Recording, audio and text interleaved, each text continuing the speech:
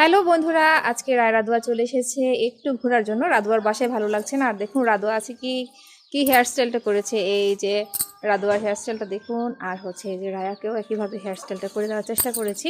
ওদের দুজনের চুলে হচ্ছে হালকা একটু তেল দেওয়া আছে, যার কারণে একটু তৈলাক্ত ভাব লাগছে। কালকে শ্যাম্পু করিয়ে দেব। তো রাদু দেখুন কি সুন্দর করে মাশাআল্লাহ একদম ফুল আটকিয়ে রেখেছে। তো আপনারাও হচ্ছে বাচ্চাদেরকে বাইরে নিয়ে যাওয়ার সময় অবশ্যই এইভাবে হেয়ার স্টাইল করতে পারেন। যদি আপনাদের হাতে একটু পর্যাপ্ত পরিমাণে সময় থাকে তো সেই ক্ষেত্রে হচ্ছে এভাবে বেঁধে নিতে পারেন। আর দেখুন মাশাআল্লাহ হচ্ছে রাদুয়ার চুল আমি দেখিয়ে দিচ্ছি সবাইকে। এই যে দেখুন এই পাশটা একইভাবে হচ্ছে রায়াপুর মতোই সিস্টেম করা হয়েছে হেয়ার স্টাইলটা আর কি। তো এরকম ধরনের হেয়ার স্টাইলের ভিডিওগুলো যদি আপনারা দেখতে চান অবশ্যই কমেন্ট করবেন, লং ভিডিও নিয়ে আপনাদের সামনে হাজির হয়ে যাব।